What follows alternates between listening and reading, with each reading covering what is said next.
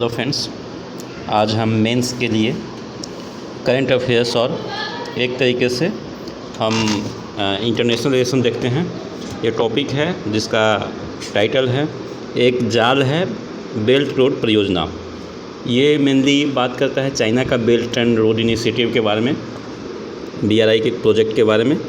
और उससे पहले ये इंट्रोडक्शन में बात करता है कि अमेरिका में कैसे 2008 में इकोनॉमिक रिसेशन आया और कैसे जो है उस टाइम के जो राष्ट्रपति थे उन्होंने निपटा है। मीन्स बराक ओबामा ने 2008 के रिसेशन, अमेरिकन रिसेशन से कैसे निपटा है, इसके बारे में पहले बात करता है। तो उसके बाद बात करता है कि कैसे जो है चाइना जो है लोगों को, दूसरे देशों को, छोटे देशों को कर्ज में डाल रहा है और कर्ज डालकर फिर बाद में उसका एक पर्टिकुलर एरिया को कैप्चर करता है और फिर वो वहाँ पे अपना इस्टेब्लिशमेंट तैयार करता है। तो इस बारे में ये डिस्कशन है। ये हमारे BPSC CDPO और BPSC मेंस के लिए काफ़ी इम्पॉर्टेंट हो सकता है। और इस तरीके से हम देखें तो ये इंटरनेशनल रिलेशन का भी टॉपिक है और एक करंट अफेयर्स का भी टॉपिक है, जिसे हम GS पेपर 1 के अंतर्गत देखते हैं। GS पेपर 1 के अंतर्गत जो पेपर सेक्शन C है उसमें हमें करंट अफेयर्स करना होता है और ये काफ़ी इम्पॉर्टेंट है एक तरीके से। CDPO एग्ज़ाम के लिए तो है ही, साथ में अगर 67 जब भी मेंस होगा तो वो तब तक ये काफ़ी चर्चा का विषय बन जाएगा। तो इसलिए आज हम देखते हैं कि क्या है एक बेल्ट एंड रोड इनिशिएटिव का जाल क्या है। तो चलिए डिस्कस करते हैं हम पॉइंट को। सिंगल हैंडेडली हम इन चीज़ों को स्टडी करते हैं कि कैसे अमेरिका में 2008 का BTA संकट को पार किया था। उसके बाद कैसे चाइना जो है छोटे स्टेट्स जैसे, छोटे नेशन जैसे श्रीलंका और पाकिस्तान को बर्बाद करने के लिए तैयार कर रखा है। तो चलिए शुरुआत करते हैं। अमेरिका में 2008 का BTA संकट आकर्षक दरों पर बड़े पैमाने पर आवास ऋण देने से पैदा हुई गिरवी समस्या का परिणाम था। ये बात कर रहा है कि जब 2008 में अमेरिका में वित्तीय संकट आया था तो उसकी वजह क्या था, तो होम लोन दिया जाने लगा था लोगों को। वैसे लोगों को भी होम लोन दिए जाने लगा जो कैपेबल नहीं थे कि उसे आने वाले टाइम में भर पाएँ। तो बैंक उनको होम लोन दे रहा था और वो लोग उसे पे करने में कैपेबल नहीं थे, और सिंस वो कैपेबल नहीं थे तो वो एक तरीके से आर्थिक बोझ बनता जा रहा था। तो इस चीज़ से उभरने के लिए उस टाइम के जो प्रेसिडेंट थे बराक ओबामा, उन्होंने क्या स्टेप लिया, इसी की डिस्कशन आगे करते हैं। बहुत से लोगों जो आमतौर पर ढेर सारा कर्ज नहीं ले पाते को आसान ऋण मुहैया कराया जाने लगा ताकि वे अपने घर होने का मध्यम वर्गीय सपना पूरा कर सकें। में जिनके पास पैसे नहीं थे और कैपेबल भी नहीं थे कि वो पैसे पे कर सकें, उनको भी दिया गया ताकि जो मिडिल क्लास फैमिली का एक सपना होता है कि घर बन जाए, अपना घर हो, वो पूरा हो सके। जब अमेरिकी अर्थव्यवस्था गड़बड़ाया तो बड़ी संख्या में लोगों की नौकरी चली गई। जब रिसेशन आया, मीन्स इकोनॉमिक डाउन हुआ, तो बहुत लोग की जॉब चली गई, जिसका सीधा असर आवास कारोबार पर पड़ा। अनसिंस की उनका जब जॉब चला जाएगा तो पेमेंट कैसे कर पाएंगे, तो पेमेंट करने में कैपेबल नहीं हुए, तो उनकी जॉब चली गई। तो फिर आवास जो हम लोन दिए थे तो वो रियल इस्टेट पे भी इसका सीधा असर पड़ा है। तो इसी बात को ये डिस्कस करते हैं। आगे देखते हैं क्या हुआ। तो आगे की बात करता है कि लोगों के पास किस्त चुकाने का क्षमता नहीं था, तो बैंक उनके घर लेने लगे। जब आप लोन पे नहीं करेंगे तो आपसे क्या होता है कि वो घर आपको वापस ले लेते हैं बैंक वाले, और जल्दी ही बिक्री का इंतज़ार कर रहे घरों की संख्या बहुत बढ़ गई। और जो संख्या, जो नंबर वो था कि जो बिक नहीं पाया था फ्लैट, उसकी नंबर भी बढ़ता गया। लोग कर्ज के बोझ के साथ बेघर होने लगे। बैंकों पर दबाव बढ़ता गया, बैंक पे प्रेशर जो है बढ़ता गया, क्योंकि उन्हें तो पैसे का वो चुकाना ही होगा। और इसके असर से बड़े बैंक भी नहीं बच पाए। तो इस असर, इन पे जो इफ़ेक्ट था, इसका जो इम्पैक्ट था, वो छोटे छोटे बैंक तो गए ही, बड़े बैंक भी उसमें डूब गए। साल 2008 में BTA बाजार तहस नहस हो गया। उस ईयर का 2008 का जो फाइनेंशियल मार्केट है वो पूरी तरीके से बर्बाद हो गया। वे राष्ट्रपति बराक ओबामा के पहले कार्यकाल के शुरुआती दिन थे। उन्होंने संयम के साथ ही इस कठिन स्थिति का सामना करते हुए बड़े बैंकों को $800 अरब दिया, जनरल मोटर्स को मुश्किल से निकाला और अमेरिकी अर्थव्यवस्था में भरोसा बहाल किया। ये किन बातों को कहता है, तो ये कह रहा है कि $800 अरब देकर उन्होंने जो बड़े बैंक थे जो डूब रहे थे उसको बाहर निकाला, कर्ज से बाहर निकाला, और जो लोगों का भरोसा अमेरिकी इकोनॉमिक पे कम हो रहा था उसको फिर से बहाल करने में हेल्प किया। तो आगे देखते हैं क्या है कि किसी बैंक में, किसी देश में बैंकिंग का जो कानून और विवेक लोगों और कंपनियों के लिए होते हैं, उसमें कानून संप्रभु देशों पर लागू नहीं होते, पर विवेक अवश्य प्रासंगिक होता है। मीन्स ये कह रहा है कि कानून जो है ऐसा नहीं है कि बैंक के ऊपर अलग से लागू करवाना होगा। बैंक थोड़ा सा इकोनॉमिक में इन चीज़ों को देखा जाता है कि हम इग्नोर मारते हैं, लेकिन जो विवेक है, जो कंसाइंस है, वो तो हमेशा प्रासंगिक होता है। आज करें या 10 साल बाद करें या 10 साल पहले की बात करते हैं। आप कर्ज में डूबे किसी को उसी तरह नहीं उबार सकते जैसा कि राष्ट्रपति ओबामा ने अमेरिकी कंपनियों और बैंकों के साथ किया था। मीन्स ये बताया जा रहा है कि अगर कोई कर्ज में डूब जाता है देश, तो हर बार अमेरिका जैसा सिचुएशन से नहीं निपटाया जा सकता। आप अर्जेंटीना को ख़त्म नहीं कर सकते और ब्रिटेन और फ्रांस को ज़बरदस्ती विलय नहीं कर सकते। आप इनका मतलब ये है, इस पॉइंट का मतलब ये है कि अर्जेंटीना को ख़त्म नहीं किया जा सकता है कि उसने अगर किसी से लोन लिया है तो उसको बर्बाद कर देंगे, ऐसा नहीं हो सकता है। और ना ही ब्रिटेन और फ्रांस को एक साथ मिला सकते हैं। तो आगे देखते हैं सिटी बैंक के प्रसिद्ध पूर्व प्रमुख वाल्टर रिस्टन, जिन्होंने दक्षिण अमेरिका और अफ्रीका देशों को ढेर सारा कर्ज बांटकर बैंक का लगभग डुबा ही दिया था, वो जब बाद की मुश्किलों के बारे में आगाह किया गया तो उन्होंने हंसते हुए कहा था कि देश कभी डूबता नहीं है।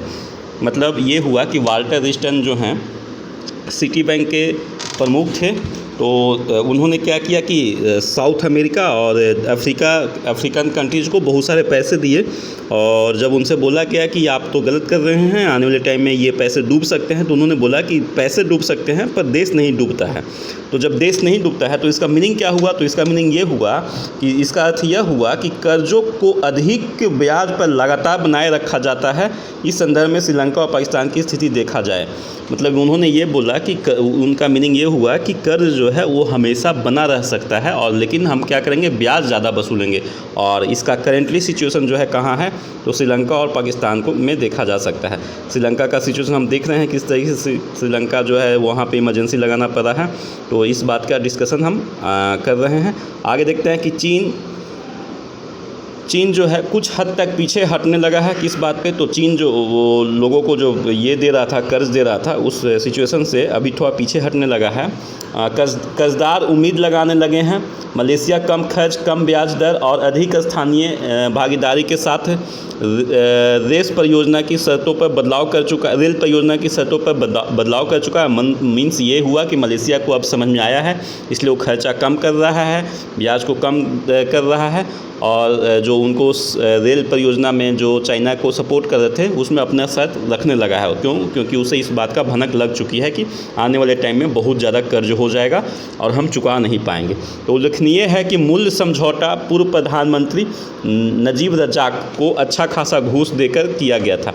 जो अर्लियर जो कंडीशन रखा गया था, वो नजीब रजाक जो वहाँ के पीएम थे, मलेशिया का जो पीएम थे, उन्होंने किया था, और ये ऐसा माना जाता है कि वो उनको घूस देकर किया गया था।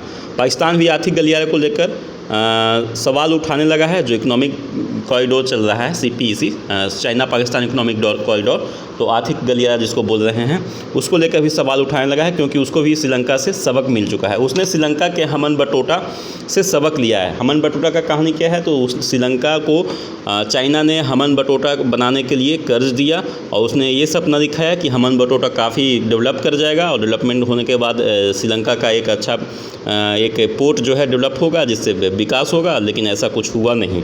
तो बंदरगाह के पहले चरण के लिए चीन ने श्रीलंका को 2% की दर से $307 मिलियन दिया था। पहले कितना प्रतिशत पे? 2% के दर पे दिया है, 307 मिलियन। लेकिन इसी को जब ज़्यादा होने लगा तो उसने प्रतिशत बढ़ा दिया, 5% कर दिया।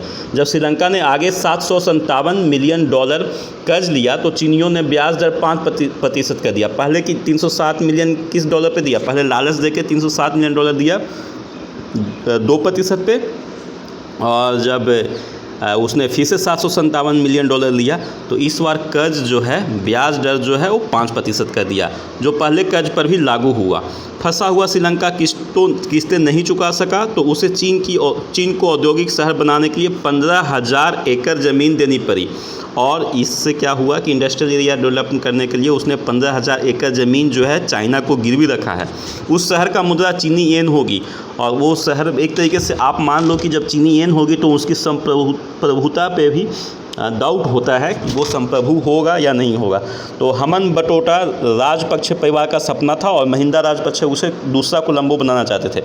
अच्छा, ये ऐसा नहीं है कि सिर्फ चाइना की तरफ से इस बात का लालच था, बल्कि लालच दिया गया था, बल्कि श्रीलंका के जो राजपक्षे फैमिली हैं जो अभी उसमें थे, शासन में थे, तो उनका भी एक सपना था कि हमन बटोटा को दूसरा हम कोलंबो बनाएं, मीन्स दूसरा कोलंबो टाइप का विकसित कर सकें। नेक्स्ट, यह कुछ वैसा ही था जैसे मुलायम सिंह यादव को सफ़ेई। ये बात बोला जा रहा है कि हमन बटोटा एयरपोर्ट जो पोर्ट बनने की कोशिश की जाई थी, इससे क्या होता, तो इसको हम उदाहरण देखते हैं इंडिया के केस में। इंडिया के केस में किन का उदाहरण दिया जा रहा है, तो मुलायम सिंह यादव के बारे में कहा जा रहा है। मुलायम सिंह यादव को सफ़ेई को एक तरीके से लखनऊ जैसा डेवलप करने की कोशिश किया, वहाँ पे एयरपोर्ट बनाया और उस एयरपोर्ट का नतीजा ये है कि वहाँ पे गाय चरती है। तो ये बात बोलते हैं कि यह कुछ वैसा ही था जैसे मुलायम सिंह यादव सफ़ेई को एक शहर बनाना चाहते थे, वहाँ के हवाई अड्डे पर नील गाय चरती है, और जैसे हमन बटोटा हवाई अड्डे पर किसान धान सुखाते हैं। बेल्ट रोड परियोजना के पहले सम्मेलन में राष्ट्रपति शी जिनपिंग ने घोषणा की थी कि इसके लिए चीन 55 अरब डॉलर देगा।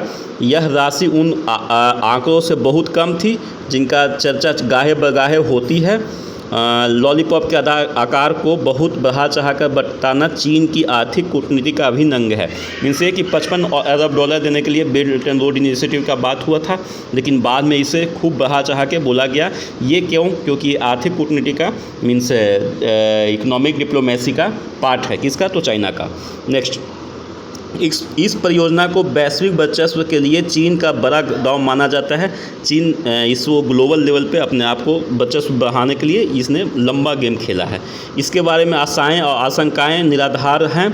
इसका सीधा मामला पश्चिमी बैंकों में पड़े चीनी धन को वहां निवेश करना है जहां अधिक मुनाफा मिले। ये बोल रहा है कि वेस्टर्न कंट्रीज़ में जहां चाइना का पैसा पड़ा हुआ है वहां के बैंकों में, तो वो पैसा को डाइवर्ट करके कहीं उस जगह पे करना चाहता है जहां पे लोगों ने अभी तक बड़े कंट्रीज़ ने उस पर ध्यान नहीं दिया है, और वहाँ इन्वेस्ट करके वहाँ पर डेवलपमेंट करना चाहता है। और चाइना एक तरीके से अपना सुर्खियाँ बटोरना चाहता है, अपने बारे में लोगों का इंटरेस्ट बढ़ाना चाहता है, अपना दरिया दिल दिखाता है उन कंट्रीज़ के ऊपर। तो जहाँ अधिक मुनाफा मिले और चीनी अर्थव्यवस्था से अत्यधिक क्षमता का बोझ कुछ कम हो। अब बेल्ट रोड परियोजना की आर्थिक को समझा जाए, वह एक वास्तविकता है जिसे अधिकतर टिप्पणीकार नहीं देख पाते या समझ पाते हैं। तो ये बेल्ट एंड रोड इनिशिएटिव की अब बात करना चाहते हैं। आगे देखते हैं क्या होता है। तो वर्ष 2013 तक चीन के पास लगभग 3.5 ट्रिलियन डॉलर, कितने 3.5 ट्रिलियन डॉलर का तब 2013 तक का विदेशी मुद्रा भंडार हो चुका था। मींस उनके पास 3.5 ट्रिलियन डॉलर जो है फॉरेन एक्सचेंज था। अब इतने सारे जो करेंसी है उसे भुनाना चाहता था, उसको यूज करना चाहता है। तो वो देखते क्या करता है, तो वो क्या करेगा, छोटे छोटे देशों को कुछ AIIB Asian infrastructure investment bank के through, ADB Asian development bank के थ्रू, जहाँ पे इन चीज़ों पे वर्चस्व किसका है, चाइना का है, उन पैसों को डाइवर्ट करेगा। तो उसी की बात करते हैं कि उसका दावा है कि new development bank, NDB Asian infrastructure development bank, AIIB और सिल्क रोड फंड के लिए निर्धारित पूंजी में इस भंडार का केवल 7% के आसपास ही खर्च होगा। चूँकि चीन द्वारा समर्थित ये संस्थान अनुदान की जगह उधार देंगे, और ये पैसा जो है अनुदान नहीं, मतलब ग्रांट नहीं मिलेगा, बल्कि उधार देंगे, कर्ज देंगे। तो इसका ब्याज अमेरिकी सरकार के बॉन्ड से मिलने वाले मामूली रिटर्न की तुलना में बहुत अधिक होगी, और ब्याज भी ज़्यादा लेगा। नेक्स्ट है, यह बहुत सीधा मामला है। चीन को अपने पैसे का मूल्य चाहिए और साथ ही मांग की कमी से जूझ रहे उसके उद्योगों को मदद मिल सके। चीन को क्या है, चीन को सिंपल बात है, आपके पास जब पैसा होता है तो आप उसको इन्वेस्ट करके उससे कुछ पैसा कमाना चाहते हैं। तो चीन का इतना ही फंडा है कि वो पैसा कमाने के लिए ये सब काज कर रहा है, और इसके लिए उन्होंने विशिष्ट चीनी समाधान निकाला है। उसने अपना एक नया सोल्यूशन निकाला है। किस तरह से देखते हैं, तो देखिए, इसे अलग नज़रिए से देखा जाए। लंबी समयावधि में बड़ी मुद्राओं के मुकाबले अमेरिकी डॉलर की कीमत में कमी आती जा रही है। ये कहा जा रहा है कि अमेरिकी डॉलर का वैल्यू जो है वो गिर रहा है। लंबी टाइम में देखेंगे, लॉन्ग टर्म में देखेंगे तो ये और भी गिरेगा। तो ऐसे में बिना ब्याज के और डॉलर के घटते दाम के कारण अधिशेष के संग्रहण से जमा किया गया चीन का विशाल विदेशी मुद्रा भंडार धीरे धीरे मूल्य के मामले में संकुचित होता जा रहा है। सिंस हमारे पास फॉरेन एक्सचेंज बहुत ज़्यादा है, मीन्स चीन के पास बहुत ज़्यादा फॉरेन एक्सचेंज है, तो सिंस की क्या हो रहा है, डॉलर की वैल्यू गिर रही है, तो उसको ये लग रहा है कि इससे पहले कि और ज़्यादा गिर जाए हमें कुछ न कुछ ऐसा उपाय निकालना है जिससे वो पैसा खपत हो जाए। तो चीन इसी समस्या का समाधान खोज रहा है। इसका एक रास्ता यह है कि इस पूंजी को अफ्रीका और एशिया के उन देशों में लगाया जाए जिन्हें बहुत कम निवेश मिलता है। तो अब वो जो पैसा है, जो डॉलर फॉरेन एक्सचेंज उसके पास है, वो कहाँ लगाएगा? एशिया और एशियन कंट्रीज और अफ्रीकन कंट्रीज, जहाँ पे बड़े बड़े कंट्रीज और यूएनओ जैसे संस्था डेवलपमेंट करने से पीछे हैं, तो वहाँ पे लगाना चाहता है। इस तरह बहुत लंबे समय तक उनसे कमाई की जा सकती है, तो वहाँ लगेगा, इन्वेस्टमेंट होगा, तो वहाँ डेवलपमेंट हुआ नहीं है, तो जब डेवलपमेंट होता है तो साथ में प्रोस्पेरिटी भी आती है, तो उस प्रोस्पेरिटी को ये भुनाना चाहता है। उसके बाद कुछ देशों में बहुत जल्द ही नतीजा सामने आ गए हैं। अब जो चाइना का ऐसा वो है, ख्याल है, उसका नतीजा जो है अब रिजल्ट आने लगा है। जैसे श्रीलंका के विशालकाय हम्बनटोटा बंदरगाह में आज कोई जहाज़ नहीं ठहरता और उससे कोई ख़ास कमाई नहीं होती है। तो ये इन्वेस्टमेंट जो है, चूँकि उसको तो बस पैसा कमाना है चाइना को, तो चाइना इस पे फ़र्क नहीं पड़ता है कि वो किस तरह का लोगों के पास, किस तरह का कंट्रीज़ को ये पैसा दे रहा है और किस चीज़ का डेवलपमेंट कर रहा है। उसे बस किसी तरह से अपना पैसा भुनाना है, और अगर आप पैसे नहीं देंगे तो बाद में आपके एरिया को वो क्या करेगा, कैप्चर कर लेगा, या बाद में वो उसको आपको गिरवी रख लेगा। या जैसे अभी हमने श्रीलंका के बारे में देखा था कि वहाँ के कुछ एरिया को उसने अपने यहाँ जैसा एक तरीके से येन चलाने लगा, तो अपना संप्रभुता वहाँ पर आने वाले टाइम में कायम कर देगा। तो ये उसका सिंपल पॉलिसी है। अब आगे देखते हैं। कभी इस परियोजना ने भारत के राजनीतिक चिंतकों को बेचैनी से भर दिया था। हाँ, ये सिंपल सी बात है कि जहाँ पे आप सोचो कि जहाँ पे कोई फ़ायदा नहीं होने वाला है तो कोई इन्वेस्टमेंट क्यों करेगा। तो इंडियन ने इन्वेस्टमेंट इसलिए नहीं किया था और बचना चाहता कि वहाँ पे हम्बनटोटा से इसको कुछ फ़ायदा नहीं मिलने वाला है, तो इंडिया पीछे हो गया था। तो लोगों उस टाइम सोचा होगा कि भाई ऐसा क्या हो गया है, चाइना वहाँ पर इन्वेस्ट कर रहा है। तो इस वजह से इंडिया के जो चिंतक थे, जो जिनको डिप्लोमेसी समझ में आती थी, वो लोगों ने सोचा, उनको प्रॉब्लम होने लगी कि ऐसा क्या है कि चाइना वहाँ इन्वेस्ट कर रहा है। लेकिन अब वो चीज़ें धीरे धीरे सारी चीज़ें साफ़ होने लगी है। चीन अब श्रीलंका पे किस्तें चुकाने के लिए दबाव बना रहा है और इस प्रक्रिया में कर्ज के बदले वह कुछ अधिक ही उगाही करना चाह रहा है। मतलब ये है कि प्रेशर बना रहा है और उगाही कुछ अधिक करना चाह रहा है। तो उगाही अधिक क्या करेगा, वो श्रीलंका ऑलरेडी फाइनेंशियल इमरजेंसी से गुजर रहा है, तो उसके कुछ एरिया को ये अपने बोलेगा वो एरिया पे मैं अपना बेस बनाना चाहता हूँ। और चाइना ये इसलिए कर रहा है क्योंकि इसको डिप्लोमेसी में बेनिफिट होगा। किसी पर्टिकुलर एरिया को बेस बना देगा तो वो, जैसे अभी प्रॉब्लम आएगा तो जैसे इंडियन ओशन को बेस बना लिया है, वहाँ पे श्रीलंका के पास बेस बना लेगा, तो इंडियन ओशन का वाच करने के लिए, इंडियन ओशन से वाच करने के लिए उसको बेनिफिट हो जाएगा। तो एक तरीके से डिप्लोमेटिक भी है, एक तरीके से फाइनेंशियल भी है, और एक लंबे टर्म पे चाइना को इकोनॉमिकल भी बहुत फ़ायदा होने जा रहा है। तो इस परियोजना के निवेश का एक बड़ा हिस्सा सामानों और श्रम की आपूर्ति के जरिए चीन वापस ले चुका है। और सिंस चूँकि पैसे उसके मिल नहीं पा रहे हैं, तो चाइना ये कहकर अपने सारे सामान जो हैं श्रीलंका से वापस ले लिया है और मज़दूरों को भी वापस बुला लिया है। इसलिए एक मशहूर यूरोपीय टिप्पणीकार ने बेल्ट रोड परियोजना को एक जाल कहा था। मतलब यूरोपियन यूनियन के यूरोपियन कंट्रीज़ के जो कमेंटेटर हैं, उन्होंने बेल्ट एंड रोड इनिशिएटिव को क्या बोला, तो एक ट्रैप है जिसमें फंसाने के लिए मक्खन का बड़ा टुकड़ा लगाया गया है। मीन्स जाल है जिसमें मक्खन का टुकड़ा आगे लगा दिया गया है, लोग उसको मक्खन देख के खाने आएंगे और इस जाल में फंस जाएंगे। पाकिस्तानी अखबार डॉन ने सवाल उठाया है कि सूखे और बंजर सिंगजियांग तथा असान तुर्किस्तानी मुस्लिम बहुल कासगर में से जूझकर पाकिस्तानी को क्या हासिल होगा, जो पहले से ही मुश्किलों में घिरा हुआ है। तो अब पाकिस्तान को भी समझ में आया है। वहाँ का मशहूर अखबार जो है डॉन ने ये इस बात का सवाल भी उठाया है कि बंजर धरती से पाकिस्तान को क्या मिलने वाला है, जो बेल्ट एंड रोड इनिशिएटिव का पाकिस्तान भी पार्ट बना है।